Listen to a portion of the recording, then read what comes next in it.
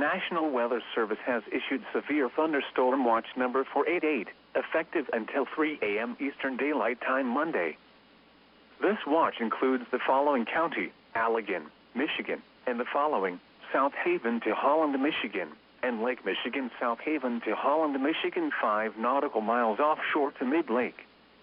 Remember, a severe thunderstorm watch means the conditions are favorable for the development of severe weather, including large hail and damaging winds in and close to the watch area. While severe weather may not be imminent, persons should remain alert for rapidly changing weather conditions and listen for later statements and possible warnings.